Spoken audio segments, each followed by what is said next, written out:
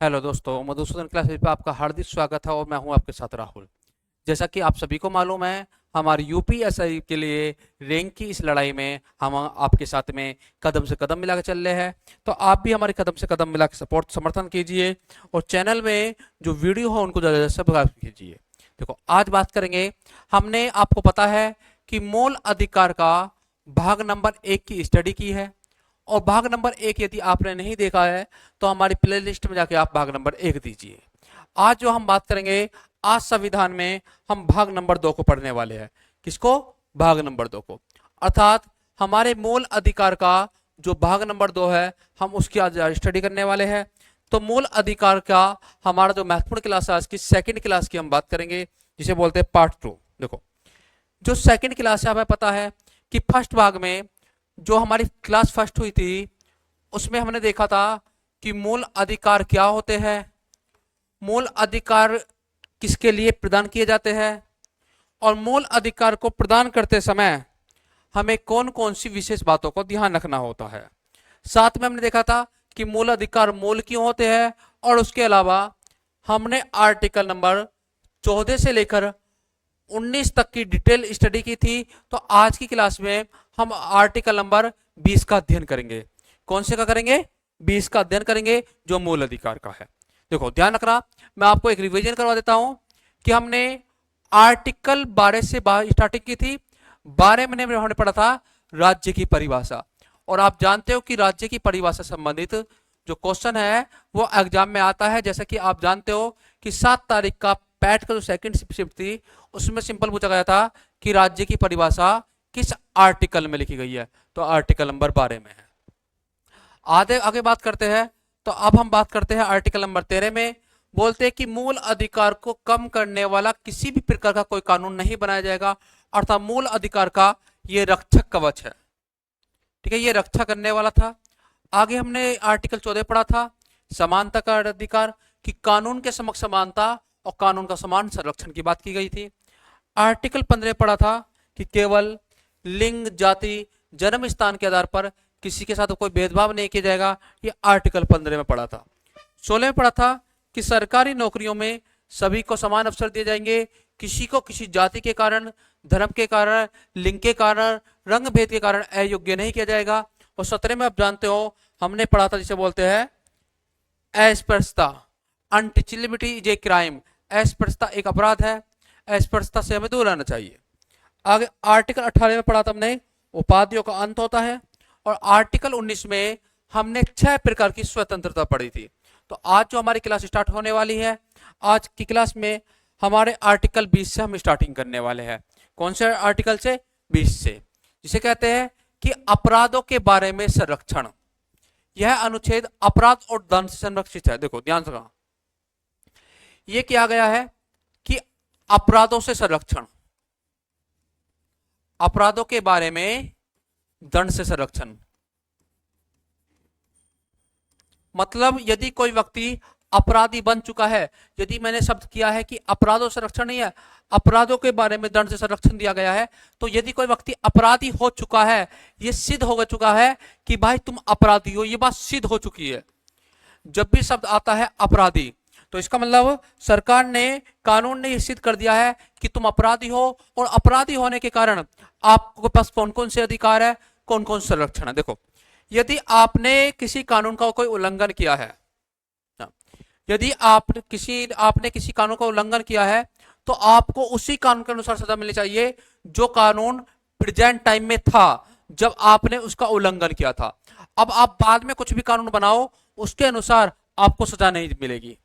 इसका मतलब है कि प्रतिपक्षीय दंड का निषेध, किसी व्यक्ति को उस अपराध के लिए दंड नहीं किया जा सकता जो अपराध नहीं था और उसे ने किया। सुनना ध्यान से। देखो, आप किसी एक विशेष क्षेत्र में या विशेष प्रकार का, किसी प्रकार का कोई सोशल मीडिया ऐप यूज करते हो, और उस सोशल मीडिया ऐप को आज यूज करते समय किसी प्रकार की कोई रुकावट नहीं है, किसी प्रकार का क्राइम नहीं है। लेकिन फिर बाद में क्या होता है कि अगले मंथ सरकार ने बोल दिया कि इस ऐप को यूज करना अब क्राइम माना जाएगा। तो अगर आपने उस ऐप को पहले यूज किया है, बाद में यूज नहीं किया, नियम बनाने से पहले ही यूज कर लिया है, तो कहते हैं कि बेशक आपने किया लेकिन आपको दंड नहीं दिया जाएगा। अपराधी में दूसरा है, किसी व्यक्ति को एक अपराध के लिए 2 बार दंड नहीं दिया जाएगा। अर्थात आपने यदि किसी को किसी प्रकार का कोई भी अपराध किया है तो एक अपराध के लिए केवल आपको 1 बार सजा दी जाएगी।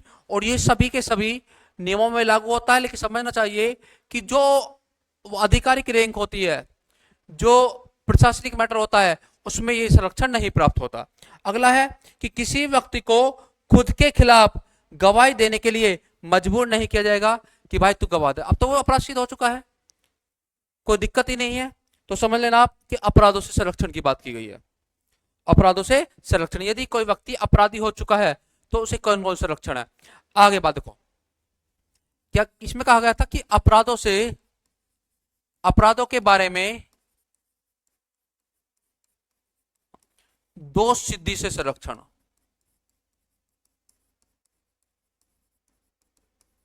कि यदि कोई व्यक्ति अपराधी हो चुका है और उसका दोष भी सिद्ध हो चुका है तो कौन कौन संरक्षण है। पहली बात लिखना, अपराध करते समय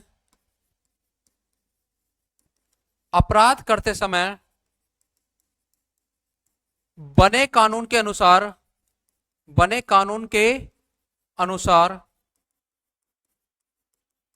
सजा मिलेगी। यदि कोई कानून बाद में बना है और उसने कुछ काम पहले अपराध कर दिया था तो बाद वाली सजा लागू नहीं होगी, जब उसने अपराध किया था वो सजा लागू होगी। लेकिन बड़ी बात है, हाँ, परंतु यदि कानून में सजा ज्यादा होती है तो वह लागू नहीं होगी। ठीक है, यदि सजा ज्यादा होगी तो लागू नहीं होगी, परंतु यदि कानून में सजा कम होती है तो वह लागू होगी। कैसे समझते हैं, देखो, मान लो आपने आज की डेट में, जैसे आज डेट है 8 सितंबर 2015 को, आपने कोई अपराध किया, आपने इस डेट को कोई अपराध किया, कहते हैं कि आज की सजा जो आपने अपराध किया था उस अपराध के लिए आज सजा है 2 वर्ष। सरकार ने फिर 11 तारीख को, मान लेते 11वें महीने में 2025 में कोई नियम बनाया और कहा कि उस अपराध के लिए सजा मिलेगी 5 वर्ष। तो कहते हैं, और आपको सजा जो हो रही है वो हो रही है 1 जनवरी 2026 में। तो उस कंडीशन में कहा यह है कि भाई जब आपने अपराध किया था 8 सितंबर को, तो उसके अनुसार 2 वर्ष की सजा थी, तो आपको 2 ही वर्ष की मिलेगी, चाहे 5 वर्ष की बाद बनी है वो नहीं मिलेगी। लेकिन यदि सजा बाद में 2 वर्ष के स्थान पर 1 वर्ष कर दी गई है तो कहते हैं कि फिर आपको 1 जनवरी को जो कम सजा है 1 वर्ष वाली वो मिलेगी। मतलब सजा ज्यादा नहीं मिल सकती, सजा कम मिलेगी, याद रख लेना। तो ये एक संरक्षण है कि अपराध करते समय बने कानून के अनुसार ही आपको सजा दी जाएगी। दूसरी बात है, यदि आप अपराधी सिद्ध हो चुके हो तो आपको अकेले कारावास में नहीं रखा जाएगा, आपको अकेले कारावास में नहीं रखा जाएगा, आपको उससे भी संरक्षण है कि आप जो है ऐसा नहीं कह सकते कि भाई ये अपराधी है तो इस अपराधी को अकेला रखेंगे, अकेला बिल्कुल नहीं रखेंगे, इससे भी आपको संरक्षण दिया गया है। अगली जो इंपॉर्टेंट बात है, तो सुना, एक अपराध के लिए 1 बार सजा। दूसरी बात, यदि आप अपराधी हो चुके हो तो कारावास में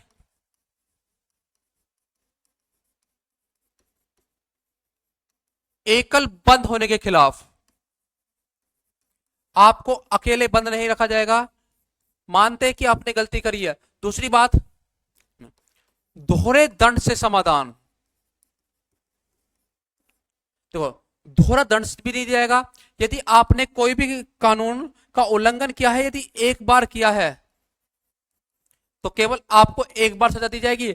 ऐसा नहीं होगा कि आपने 8 सितंबर 2025 को कोई अपराध किया था, पहले आपको 1 वर्ष की सजा दे दी गई, फिर आप जेल से निकल के आते हो, फिर कहते हैं कि 1 वर्ष बाद, मान लेते हैं कि 8 सितंबर 2026 में कहते हैं कि तूने अपराध किया है और 1 वर्ष की सजा, तो दोबारा चल, नहीं होगा। एक अपराध के लिए केवल एक बार ही सजा प्रदान की जाएगी, इस बात का ध्यान रखना। देखो आगे एक सुप्रीम कोर्ट में केस आया था, इस केस से संबंधित आर्टिकल से, केदारनाथ विशेष केरल राज्य केस था, बिहार राज्य केस था, और इसमें बोला गया था सिंपल सा सुप्रीम कोर्ट द्वारा कि देखो केदारनाथ पे राजद्रोह का केस था, उसमें बोला गया था कि केवल हिंसा भड़काने वाला जो भाषण है वो राजद्रोह माने जाएंगे, केवल जो हिंसा भड़काएंगे वो राजद्रोह होंगे। लेकिन आप यदि सरकार की बुराई कर रहे हो तो सरकार की बुराई करना कोई राजद्रोह नहीं है। यदि आप सरकार की आलोचना कर रहे हैं, आलोचना करना राजद्रोह नहीं है, केवल जो हिंसा भड़काना है वही राजद्रोह है। तो कौन सा आर्टिकल था ये? आर्टिकल 20, बहुत अच्छे से याद रख लेना आपको। इसमें एक और बताया था केस, रतनलाल का केस था पंजाब राज्य से, उन्होंने बताया कि अपराध के समय बनाए गए पहले से कानून को हम वो सभी असंवैधानिक हो जाएंगे, अर्थात ये भी याद रखना। तो इंपोर्टेंट केस से केवल एक है, केदारनाथ केस विशेष बिहार राज्य केस। नेक्स्ट बात करते हैं। देखो अगली जो बात है वो आर्टिकल 21 है बेटा, जिसको हम अभी डिटेल में समझते हैं। देखो आर्टिकल 21 में लिखा हुआ है प्राण एवं दैहिक स्वतंत्रता, मतलब हम अपने प्राण बचाने के लिए और अपने शरीर को बचाने के लिए जो हमें स्वतंत्रता प्रदान की गई है वो आर्टिकल 21 में है, और ये सबसे महत्वपूर्ण आर्टिकल में से एक है। देखो भाई, प्राण का मतलब हम जानवर तो है नहीं, मनुष्य है, तो मनुष्य को प्राण का मतलब बोला गया है कि प्रतिष्ठा के साथ जीने का अधिकार, प्रतिष्ठा के साथ जीने का अधिकार। यदि कोई पूछे कि प्रतिष्ठा के साथ जीने का अधिकार कौन से आर्टिकल में है, आर्टिकल 21 में साफ साफ लिखा गया है कि हर व्यक्ति को प्रतिष्ठा के साथ जीने का अधिकार है। देश स्वतंत्रता होता मतलब स्वच्छ पानी, स्वच्छ पानी पीने का अधिकार, आवास पाने का अधिकार, पेंशन पाने का अधिकार, जिससे भी हमारा शरीर चल सकता है हो सकती है, वो सभी आर्टिकल 21 में बात की गई है। समझ देखो, जीवन और व्यक्तिगत स्वतंत्रता का अधिकार दिया गया है इसमें। कैसे बात करते हैं देखो, ध्यान समझते हैं। कानून बिंदु, कानून द्वारा निर्धारित प्रक्रिया को छोड़कर किसी व्यक्ति को उसके जीवन और व्यक्तिगत स्वतंत्रता से वंचित नहीं किया जाएगा। यदि कानून में लिखा गया है आपको सजाए मौत मिलेगी, तो आपको आपके जीवन से वंचित किया जा सकता है। आगे लिखा हुआ है देखो, सुप्रीम कोर्ट के फैसले द्वारा इसका दायरा बढ़ा दिया गया है। राइट टू प्राइवेसी आर्टिकल 21 में आती है, राइट टू एजुकेशन आर्टिकल 21 में आता है, right to health environment article 21 में आता है। और सबसे बड़ी बात, जो आर्टिकल 21 में आता क्या क्या है उसकी बात करते हैं। देखो मतलब कहते हैं कि जो बालिग बच्चे होते हैं, अर्थात 18 साल की गर्ल्स और 21 साल का विवाह पुरुष अपना विवाह अपनी मर्जी से कर सकते हैं, यह आर्टिकल 21 में आता है। ठीक है, स्वच्छ पानी पीने का अधिकार आर्टिकल 21 में आता है। सड़क, पर्वतीय क्षेत्र में सड़क पाने का अधिकार आर्टिकल 21 में आता है। पर्वतीय क्षेत्र में सड़क पाने का अधिकार, पेंशन पाने का अधिकार, विदेश जाने का अधिकार। ठीक है, ये सभी आर्टिकल 21 का है। तो आर्टिकल 21 अपने आप पे बहुत ब्रॉड है। स्वच्छ वायु पाने का अधिकार, सरकारी हॉस्पिटल में दवा पाने का अधिकार। ठीक है, अपने जीवन जीने के लिए जितने भी महत्वपूर्ण अधिकार होते हैं वो सब आर्टिकल 21 में दिए गए हैं। किसमें दिए गए हैं? आर्टिकल 21 में दिए गए हैं। गोपालन केस में भी बोला गया था मद्रास में, मेनका गांधी केस में भी बोला गया था। ठीक है, और सुनील बत्रा केस में बोला गया था, फ्रेंच केलबस कोस्ट केस में बोला गया, जस्टिस के एस पुट्टेस्वामी केस में भी बोला गया था। ठीक है, जिसमें निजता की बात की गई थी। तो ये आर्टिकल काफी ब्रॉड है, तो आपको याद रखना चाहिए। सिंपल क्या याद रखना कि प्राण एवं देश स्वतंत्रता का अधिकार कौन से आर्टिकल में है? ये सब 21 में है। 22 आर्टिकल देखते हैं। देखो 21 में आपको पता है कि 21 में एक बार संशोधन हुआ था, 86वां संविधान संशोधन 2002 में, और कहते हैं कि 6 वर्ष से लेके 14 वर्ष तक के बच्चों को मुफ्त और अनिवार्य शिक्षा प्रदान करने की बात की गई थी, अर्थात हर बच्चे का शिक्षा पाना उसका मूल अधिकार है। तो सुना, 6 वर्ष से लेके 14 वर्ष तक के बच्चों का शिक्षा पाना उसका मूल अधिकार है, शिक्षा पाना उसका मूल अधिकार है। ये बातें की गई है 86वें संविधान संशोधन 2002 के अनुसार। सबसे ज्यादा इंपोर्टेंट में से इंपोर्टेंट पॉइंट है ये, ठीक है। शिक्षा का अधिकार इस वाले आर्टिकल में आता है, किसमें भाई, 21 के फर्स्ट में, आर्टिकल 45 में भी ये आता है, और सबसे बड़ी बात है आर्टिकल 51 के 11वें में भी आता है। तो शिक्षा पाने का जो अधिकार है, शिक्षा संबंधित अधिकार, वो संविधान के 3 आर्टिकल में आते हैं। पहला मूल अधिकार है, दूसरा डीपीएसपी है, तीसरा मौलिक कर्तव्य है, फंडामेंटल राइट्स। आगे देखो आर्टिकल नंबर 22 की बात करते हैं। क्या लिखा हुआ कि गिरफ्तारी और नजरबंद से संरक्षण। भाई आपको यदि गिरफ्तार करने आए हैं, देखो अभी आप अपराधी नहीं हो, सबसे बड़ी बात है आर्टिकल 22 में बोला गया है कि आप अपराधी नहीं हो।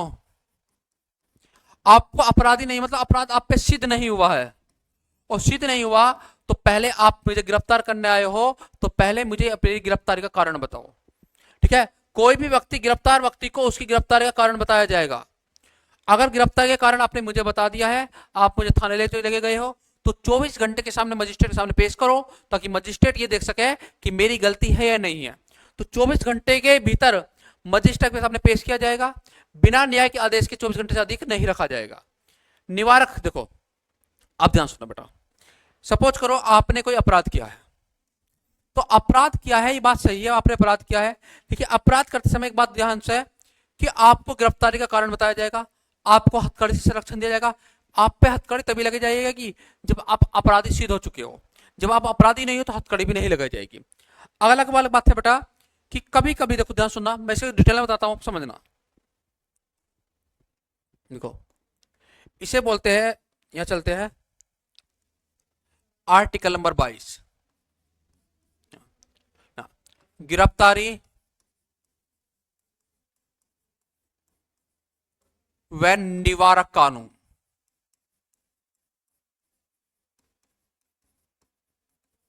से संरक्षण या गिरफ्तारी का निषेध। देखो बेटा सबसे बड़ी बात, पेपर में समझना, पेपर में क्या क्वेश्चन आएगा, पेपर में क्वेश्चन आएगा कि गिरफ्तारी से आपको कौन कौन से संरक्षण मिले हुए हैं।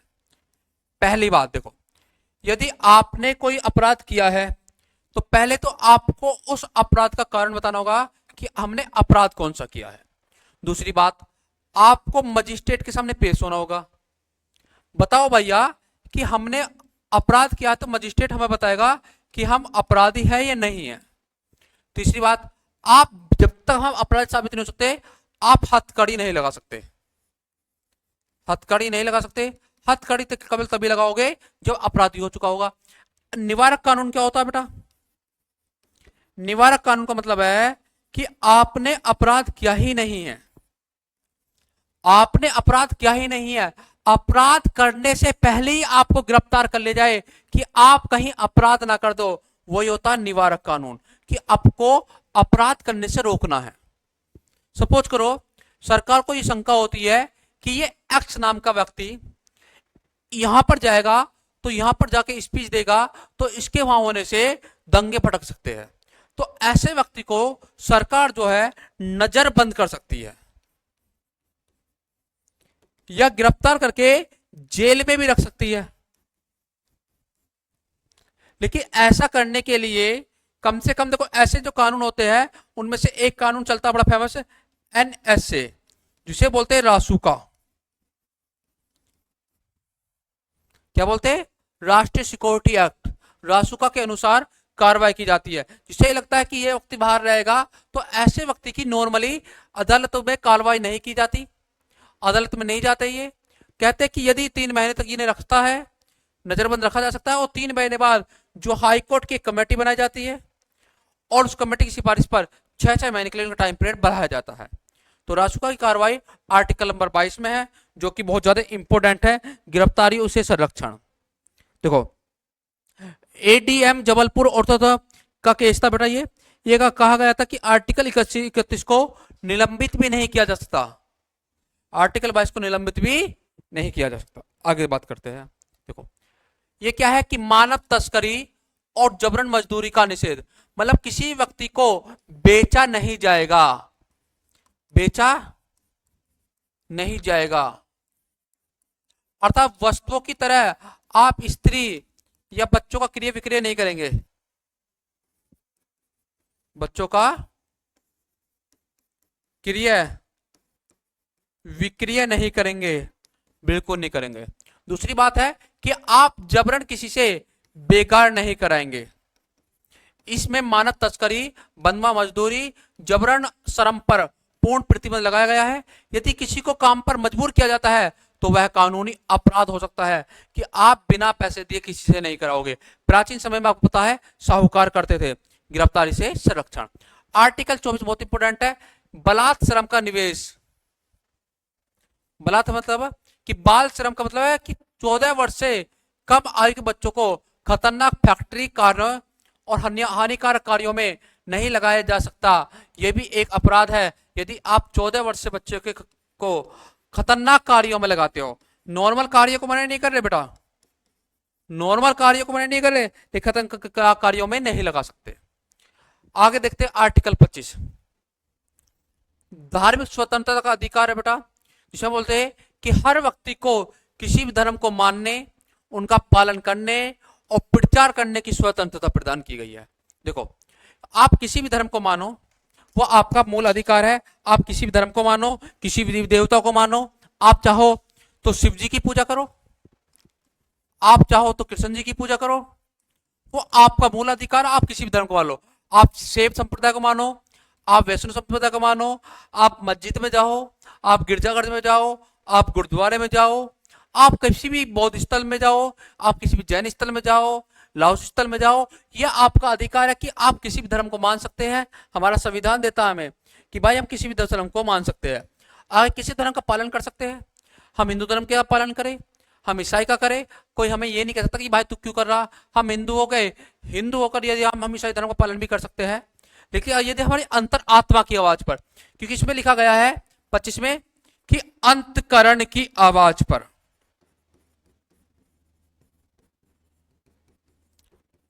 आवाज पर किसी भी धर्म को मानने,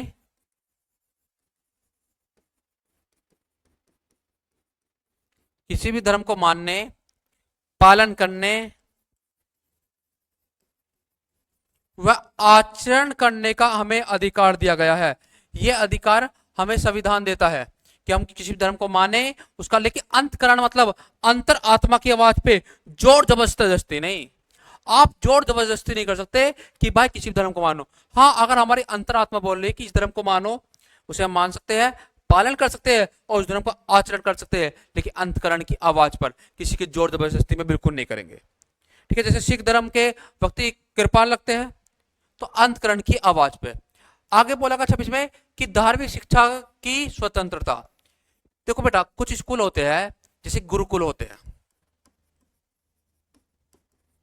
ठीक है, मदरसे होते हैं।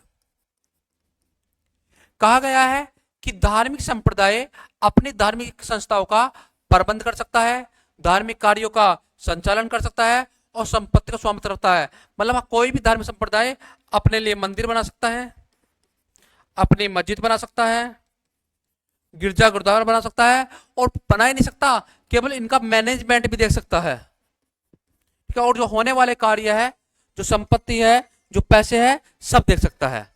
तो आप जल्दी से स्क्रीनशॉट लीजिए इसका फास्ट।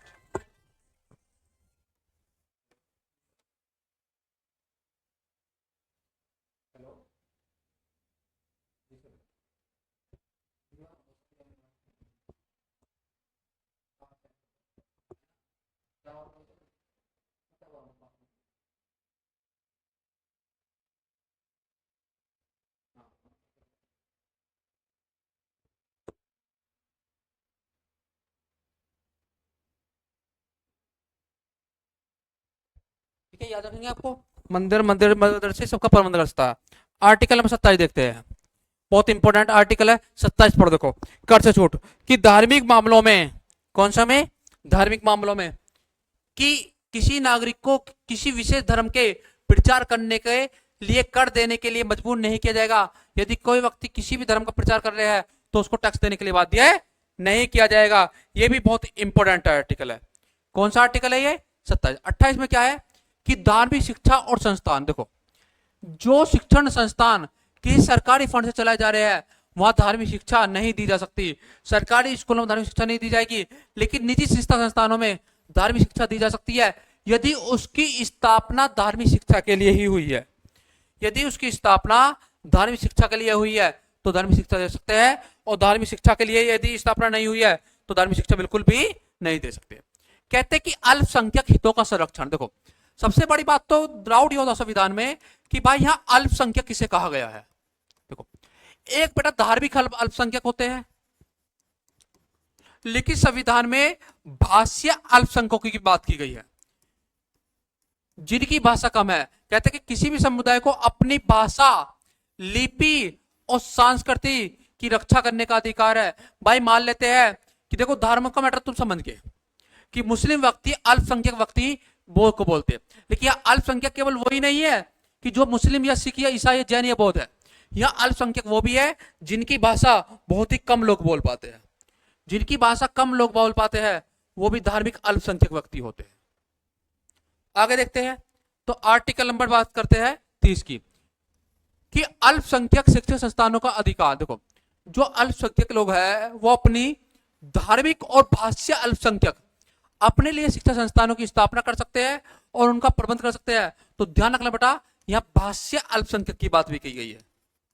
किसकी? भाषीय अल्पसंख्यक कि भाषीय अल्पसंख्यक लोग भी अपने लिए शिक्षा संस्थानों की स्थापना कर सकते हैं। आर्टिकल 31 में लिखा हुआ संपत्ति का अधिकार कि अब मूल अधिकार नहीं है। बोलते हैं कि 44वें संविधान संशोधन 1978 के बाद संपत्ति का अधिकार जो है मूल अधिकार ना होकर वो कानूनी अधिकार हो चुका है, और वो आर्टिकल 300A में हो चुका है। कौन सा अधिकार हो गया? कानूनी अधिकार। तो आर्टिकल समझते हैं 32। देखो बोलते हैं कि संवैधानिक उपचारों का अधिकार है भाई। ये क्या बोलते हैं 32 को? संवैधानिक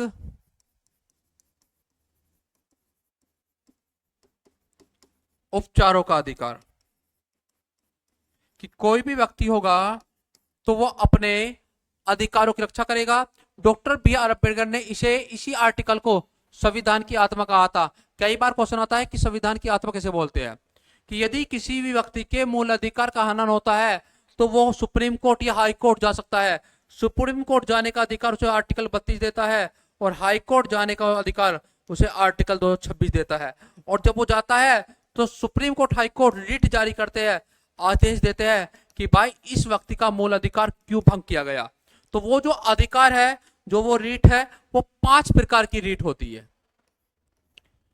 हैर्बेस कार्पस जिसे बोलते हैं बंदी प्रत्यक्षीकरण।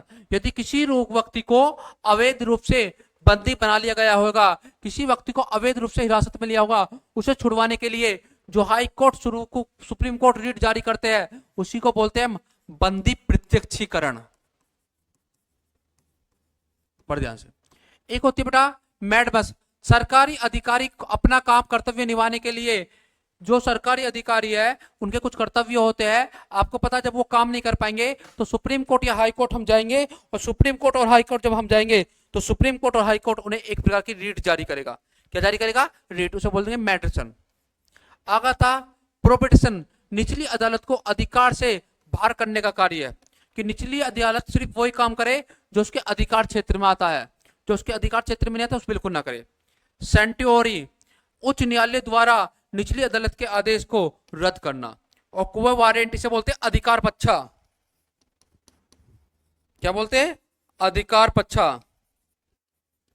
ठीक है, इनके याद रखना आपको हिंदी में भी नाम, जैसे उत्प्रेषण, परमादेश। ठीक है, ज्यादातर मैक्सिमम इंग्लिश में आता। वाटो क्वांट का होता किसी व्यक्ति से पूछताछ करना कि वह किस अधिकार से उस पद पर है, उसी का क्या तेरा अधिकार है इस पद पर, यदि नहीं है तो हट। ये रीट जारी करने का अधिकार सुप्रीम कोर्ट को दिया गया है। और 33 में इंपॉर्टेंट है कि शस्त्र बलों पर मौलिक अधिकारों का प्रतिबंध। संसद को यह अधिकार है कि वह शस्त्र बल, अर्धसैनिक बल, पुलिस आदि के मूल अधिकारों पर प्रतिबंध लगा सकती है, और ऐसा इसलिए किया जाता है ताकि कानूनी व्यवस्था बनाई रह सके।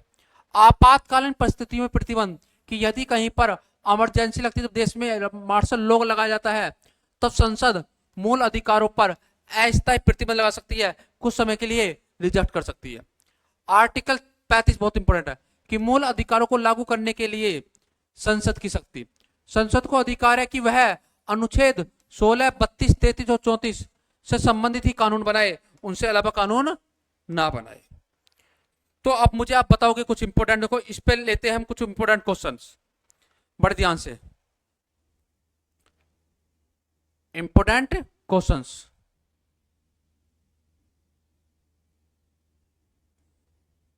देखते देखो इंपॉर्टेंट क्वेश्चंस आर्टिकल हमारे मूल अधिकार संबंधित, ताकि हम समझ में आए कि कैसे क्वेश्चन पेपर पूछ सकता है।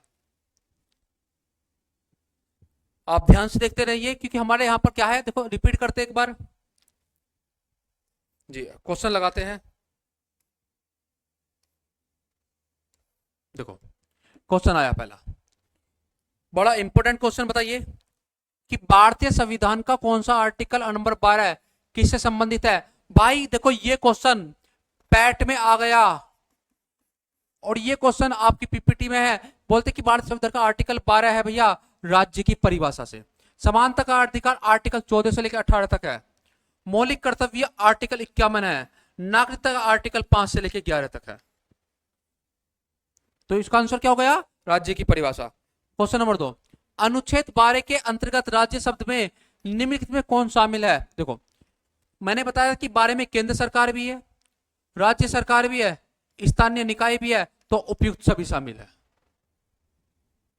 अगला क्वेश्चन देखो, आपको समझना कि राज्य की परिभाषा आर्टिकल 12 में भी है, आर्टिकल 36 में भी है, और आर्टिकल 152 में भी है। 3 अनुच्छेदों में राज्य की परिभाषा दी गई है। नेक्स्ट देखते हैं, आर्टिकल 12 संविधान के किस भाग का हिस्सा है। आपको पता है कि मूल अधिकार